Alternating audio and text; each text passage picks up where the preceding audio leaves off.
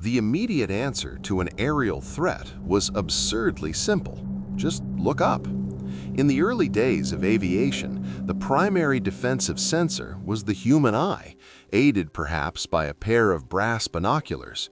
Yet the sheer vastness of the sky meant a single pair of eyes was useless.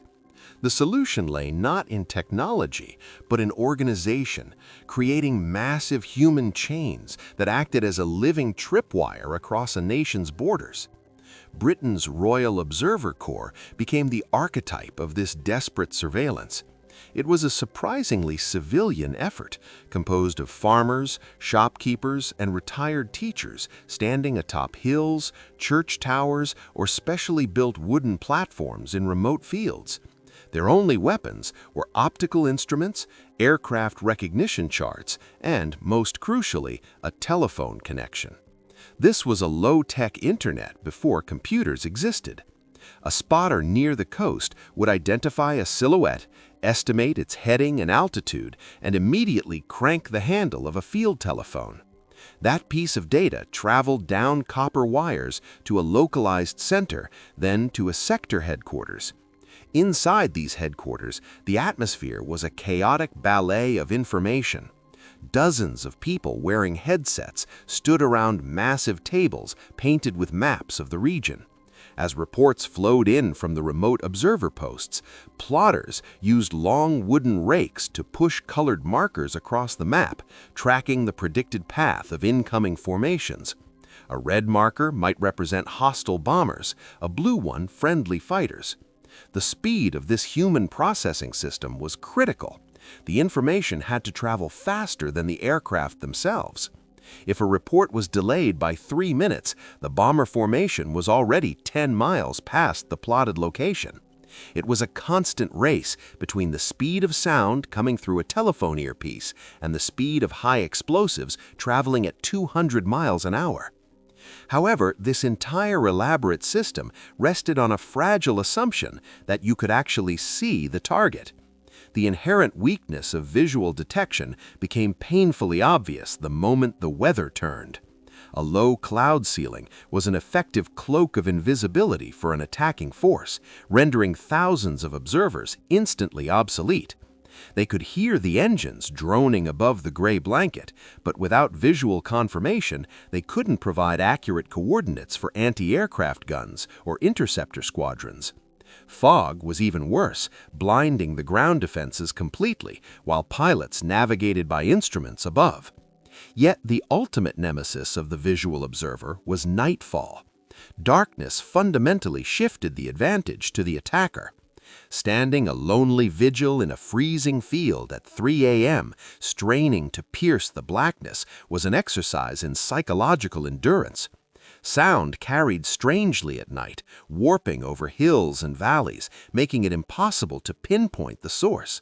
You knew they were there, but you were powerless to point a finger at them. Even under perfect blue skies, the human element was fallible. Boredom and fatigue degraded performance rapidly. After staring at an empty horizon for 4 hours, a spotter's mind could play tricks. A flock of birds turned into a distant squadron, a friendly mail plane was misidentified as a scout bomber. The consequences of these mistakes were lethal, leading to friendly fire incidents where nervous dun crews opened up on their own returning pilots. As aircraft engines became more powerful, speeds increased dramatically. The time window between visually spotting a speck on the horizon and that speck dropping ordnance over a city shrank from minutes to mere seconds. The Mk1 eyeball was reaching its biological limit. The realization dawned that reliance on sight alone was a guarantee of failure. If the defenders wanted a fighting chance, they needed to detect the enemy long before they became visible to the naked eye.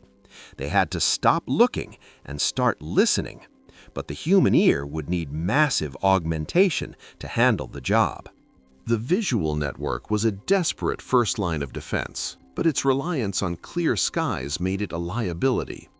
To find a solution that worked through fog and cloud, military engineers turned to the physics of sound, embarking on a project that would leave massive, alien-looking scars across the British coastline.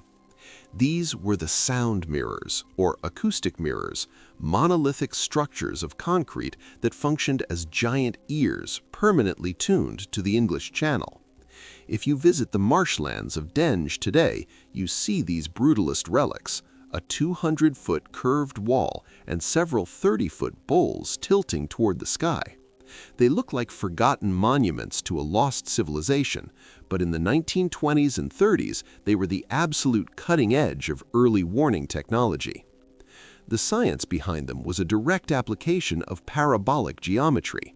Just as a magnifying glass focuses light into a single point of heat, these concrete curves caught the low-frequency thrum of distant aircraft engines and reflected it toward a central focal point. At this point, a microphone was placed, or in some cases, a hollow tube led directly to a listener's ears. A single-engine drone, virtually inaudible to a person standing on the beach, would be amplified into a thunderous roar inside the operator's headset. On a clear day with low wind, these structures could detect an incoming formation at a distance of 20 to 30 miles. In an era where bombers traveled at 100 miles per hour, this provided a crucial 15-minute warning, enough time to scramble fighters and ring the air raid sirens. However, building a listening wall came with a host of engineering nightmares. The sheer scale required for low-frequency detection was staggering. The most ambitious design, the 200-foot wall at Denge, was a feat of precision masonry. If the curve was off by even a fraction of an inch, the sound waves would scatter instead of converging, rendering the massive investment useless. Even when the geometry was perfect, the environment was a constant enemy. The mirrors were situated on the coast, meaning they were perfectly positioned to amplify the sound of the crashing surf, the howling wind, and the cries of seagulls. For the operator sitting in a cramped concrete bunker beneath the mirror, the challenge was to filter out this static and identify the rhythmic, mechanical pulse of a Junkers or a Heinkel engine buried deep within the white noise of nature. There was another, more fundamental flaw. These concrete giants were completely static. They were aimed at a fixed point in the sky. If an enemy fleet approached from a slightly different angle or performed a wide flanking maneuver, they would pass right through the blind spots of the mirrors. The military couldn't simply pick up a 200-foot concrete wall and turn it. This led to a brief, frantic period where engineers proposed building hundreds of these mirrors in a continuous chain along the entire coast, creating a sound curtain that no aircraft could pass through unnoticed. The cost was astronomical, and the logistics were a nightmare, but the fear of the bomber always getting through pushed the project forward until a sudden realization changed everything. As aircraft technology surged forward, the very medium these mirrors relied on, sound, became their downfall. Engines were getting quieter through better cowling, but more importantly, planes were getting much faster. The gap between the speed of sound and the speed of flight was narrowing. By the time the sound of a modern 250-mile-per-hour bomber reached the concrete mirror, the aircraft itself was already miles ahead of its own noise. The data provided by the mirrors was becoming stale the moment it was recorded. The ear could tell you where a plane had been 5 minutes ago, but it was increasingly useless at telling you where it was now. This technical dead end forced a radical strategy. If massive, unmoving walls couldn't keep up with the pace of modern war, the technology had to be miniaturized, made mobile, and placed directly into the hands of specialized soldiers. The era of the static mirror was dying, giving way to the strange portable contraptions of the listening squads. When the massive concrete walls of the coastline failed to provide the flexibility needed for a shifting front, detection became a personal, portable burden. The solution was the acoustic locator, a bizarre, multi-horned apparatus that looked like a brass band's fever dream. These devices, often featuring 4 massive trumpets mounted on a mobile carriage, were designed to do what the human head could not: artificially expand the distance between the ears. In nature, we locate sound by the tiny delay in time it takes for a noise to hit one ear versus the other. By placing two large horns several feet apart and funneling the sound through rubber tubes into a soldier's headset, engineers stretched the operator's head, giving them a superhuman ability to triangulate a source in three-dimensional space. The recruitment for these listening squads was far from standard. A regular soldier might have the discipline, but they often lacked the sensory precision required for the job. Militaries began seeking out individuals with perfect pitch, musicians, piano tuners, and orchestra conductors who could distinguish the frequency of a junker's engine from the whistle of the wind. Even more striking was the widespread recruitment of blind individuals. Their heightened auditory processing and ability to focus entirely on a soundscape without visual distraction made them the elite supersensors of the 1930s. A skilled operator didn't just hear a noise, they could feel the weight of a bomber formation moving through the air. Operating these machines was an exercise in extreme physical and mental endurance. Two men usually manned the controls of a single locator. One controlled the horizontal axis, swinging the massive horns left and right, while the other adjusted the elevation, pointing them toward the stars. They had to keep the volume perfectly balanced in both ears. If the sound was louder in the left ear, they turned the crank until it centered.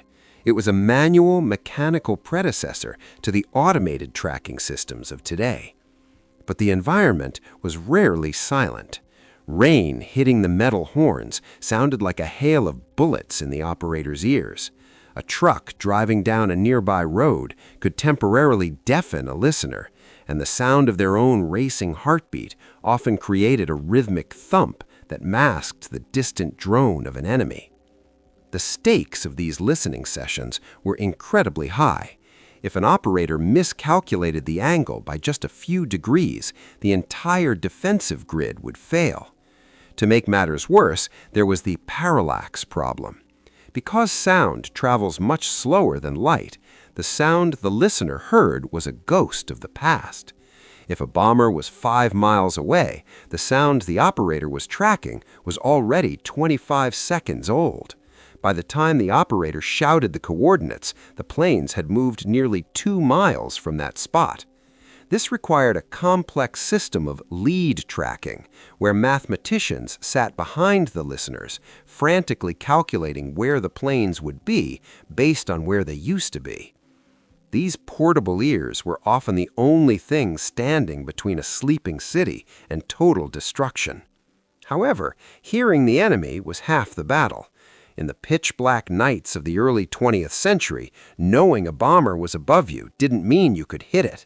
You could hear the wolf at the door, but you still couldn't see it to drive it away.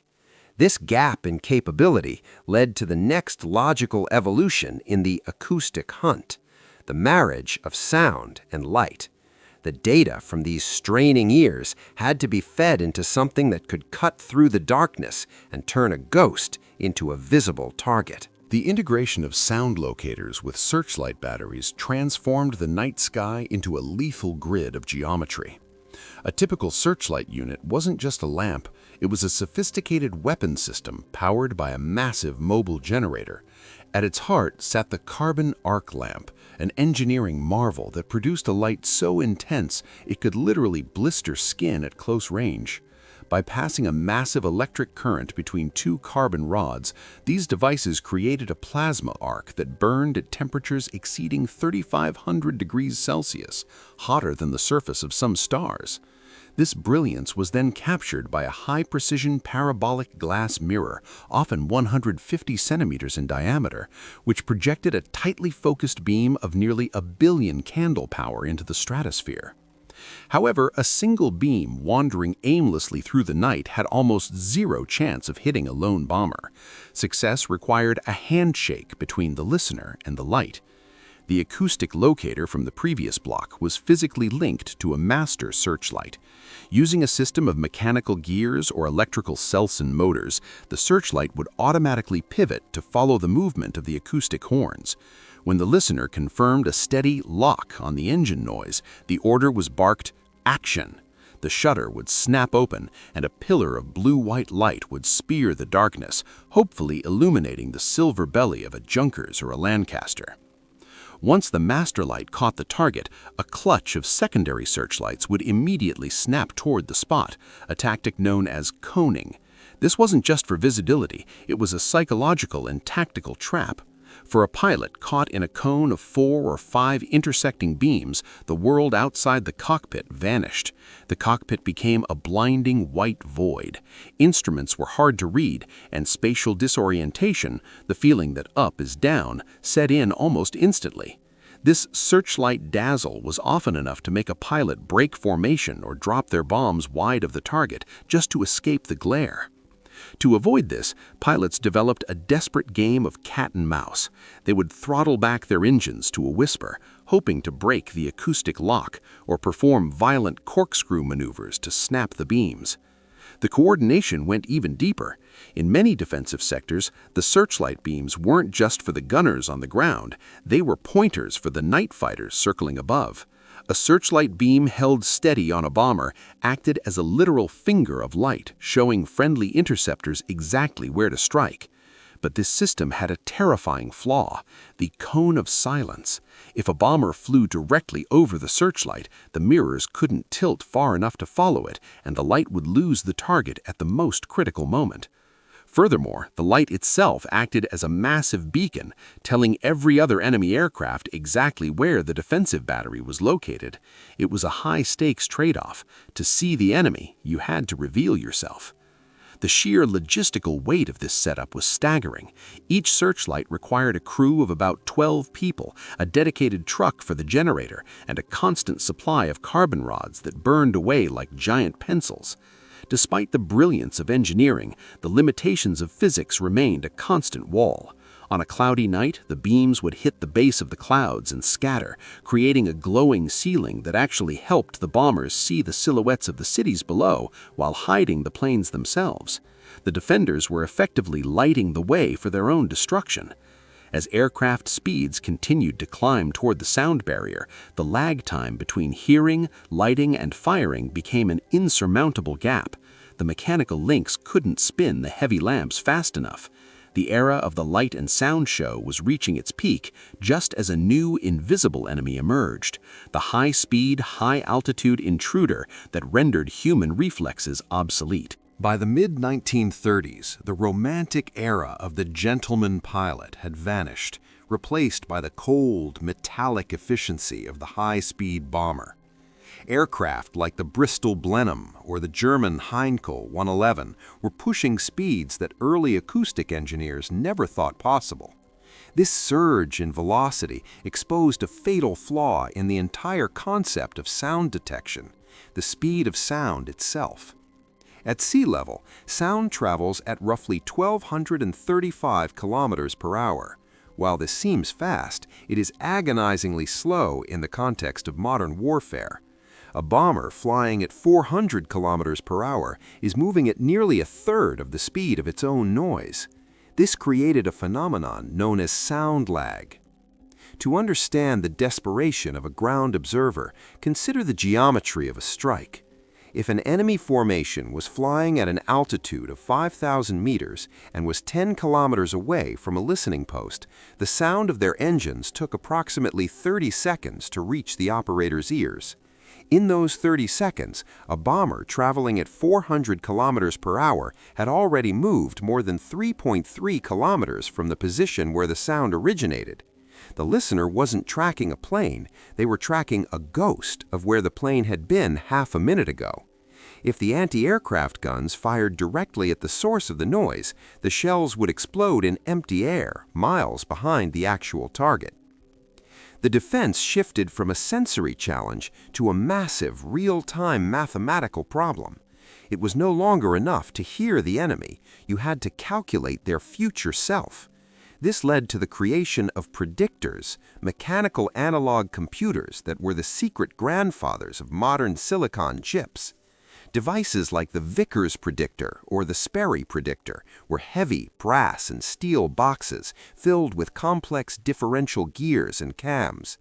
The data from the acoustic locators was fed into these machines by hand. Operators turned dials to input the estimated wind speed, air density, and the perceived angle of lag. The predictor's job was to take the stale acoustic data and extrapolate it. It attempted to answer one question: where will that plane be in the 20 to 40 seconds it takes for our shell to reach its altitude? This was the birth of deflection shooting, or leading the target on a gargantuan scale. The complexity was staggering. If the pilot changed course or altitude even slightly after the shell was fired, the entire calculation collapsed. The sky became a chessboard where the pieces moved at hundreds of miles per hour, and the ground players were essentially blindfolded, relying on delayed echoes to make their move. The difficulty was compounded by the acoustic mirage. Just as light bends when it passes through different temperatures of air, sound waves were fracked. A layer of warm air trapped above cold air could bend the sound of an engine, making a bomber group appear to be at 10,000 feet when it was actually at 6,000. These atmospheric tricks made the mechanical predictors churn out garbage data. Ground crews often spoke of the zone of confusion, a terrifying distance where the sound was too loud to ignore but too distorted to track. By 1938, it was clear that the acoustic hunt was losing the race. The gap between the information, sound, and the reality, the plane, was becoming too wide to bridge with gears and brass. Military planners realized that they needed a medium that traveled at the speed of light, not the speed of sound, to provide a true real-time picture. The acoustic mirrors and giant horns were reaching their absolute operational ceiling. They were about to be pushed to their ultimate breaking point by a new kind of threat, a machine that didn't just fly fast, but arrived with a terrifying rhythmic pulse that signaled the end of the human listener era. Just as the defenders were refining their math to account for high-speed bombers, the nature of the threat underwent a terrifying mutation. In the summer of 1944, a new sound began to echo over the English Channel, a deep, rhythmic thumping, like a giant motorcycle in the sky. This was the Argus AS-014 pulse jet engine, the heart of the V-1 flying bomb. Unlike a traditional aircraft engine, which produced a continuous drone, the V-1 fired its engine in rapid bursts, roughly 45 to 50 times per second. This created a unique acoustic signature that was unmistakably distinct, yet it presented a nightmare for the traditional listening squads. The buzz bomb, as it became known, moved at speeds exceeding 640 kilometers per hour, often flying at dangerously low altitudes of just 600 to 900 meters. For the operators of the old acoustic locators, the V-1 was a ghost they could hear but rarely catch. Because it flew so low, the sound waves were heavily distorted by ground clutter, buildings, trees, and hills, which reflected the noise and created phantom targets. The sound lag problem we discussed earlier reached its breaking point. At 640 kilometers per hour, the missile was traveling at nearly 60% of the speed of sound. By the time the heavy concrete sound mirrors or the brass horns of the mobile units registered the engine's pulse, the V-1 had already passed the point of interception. The mechanical predictors simply couldn't turn their gears fast enough to keep up with a target that didn't need to breathe, rest, or worry about G-forces. The human-centric defense system was being outpaced by a mindless machine. There was also a psychological cruelty to the V-1's acoustic profile. The pulse jet was designed to run until a mechanical counter reached zero, at which point the fuel was cut and the elevators were jammed down, sending the missile into a terminal dive. For those on the ground, the sound of the engine was actually a sign of safety. As long as you could hear that rhythmic thumping, the bomb was still flying. The true terror began when the sound stopped. That sudden, hollow silence meant the missile was currently falling, and you have roughly 12 seconds to find cover before the 850-kilogram warhead detonated. This detection by silence was the ultimate irony of the acoustic era. The most important information wasn't the sound itself, but its absence. This era of robotic warfare forced scientists to look beyond the audible spectrum. Since the V-1's pulse jet glowed cherry red and emitted a massive amount of heat, early experiments began into what we now call infrared detection. Researchers tried to build heat seekers that could see the heat of the exhaust against the cold night sky. These were the primitive ancestors of modern heat-seeking missiles. However, the technology of the 1940s was too crude. The sensors were easily fooled by the moon or even a lit cigarette nearby. The military was stuck in a technological limbo. The old acoustic methods were too slow for the new missiles, and the new thermal methods weren't yet reliable enough to trust. The V-1 crisis proved that the air defense grid needed a fundamental revolution. It wasn't just about hearing or seeing anymore. It was about reaching out to the target with something faster than any engine. The defense needed a system that could operate at the speed of light, providing instantaneous data that didn't rely on the sluggish movement of air molecules. As the buzz bombs continued to rain down, the secret work happening in laboratories began to leak into the field. The era of the listener was about to be replaced by the era of the pulsar, as scientists turned away from the ear and toward the radio wave. The final bridge between the mechanical past and the digital future was being built, and it was made of invisible radiation. By the mid-1930s, the desperation of air defense led to some truly eccentric ideas. Governments were so terrified of the high-speed bomber that they began offering rewards for anyone who could develop a death ray, a concentrated beam of electromagnetic energy capable of boiling a pilot's blood or stalling an engine from miles away. In 1935, the British Air Ministry approached physicist Robert Watson-Watt with this very request. Watson-Watt's calculations quickly proved that a death ray was a scientific fantasy. The energy required was astronomical. However, he proposed something far more practical. If we can't kill a plane with a beam, we can certainly use a beam to find it. This was the pivot point where the acoustic hunt died and the electronic era was born. The foundation for this leap had actually been laid decades earlier by a German inventor named Christian Holzmeier. In 1904, he patented the telemebaloscope, a device designed to prevent ship collisions by bouncing radio waves off their hulls. He demonstrated it on a bridge in Cologne, successfully detecting ships through thick fog. Yet, in a tragic twist of historical irony, the German Navy showed no interest, viewing it as a mere toy. It took 30 years and the looming threat of total war for the world to realize that Holzmeier had been right all along. The concept was simple but revolutionary.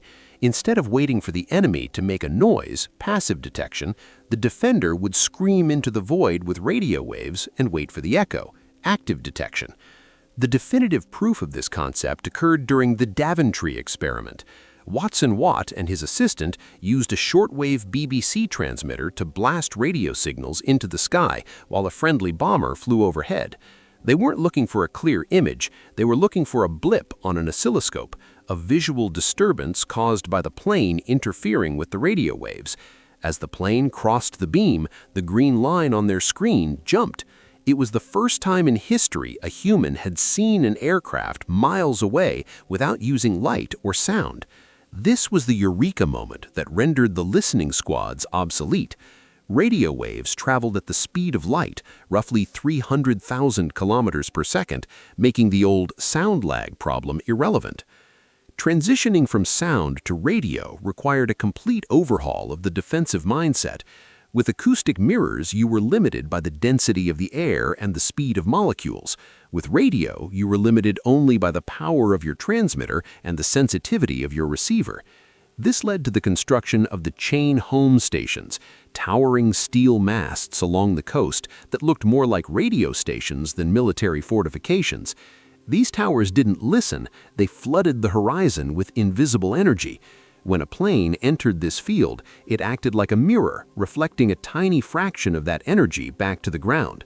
By measuring the time it took for the pulse to travel out and back, operators could calculate the exact distance to the target with a precision the listeners could only dream of. The impact on the ground was immediate and transformative. The chaotic telephone chains and the stressful hours of straining to hear a distant drone were replaced by the rhythmic sweep of a cathode ray tube. Operators no longer needed perfect pitch or a quiet environment. They needed the ability to interpret geometric spikes on a screen. The acoustic mirage caused by temperature layers vanished, as radio waves could pierce through fog, rain, and clouds as if they weren't there.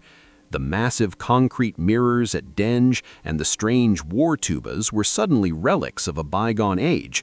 The human ear had been officially retired from the front lines of detection, replaced by a copper wire and a vacuum tube that could hear at the speed of light.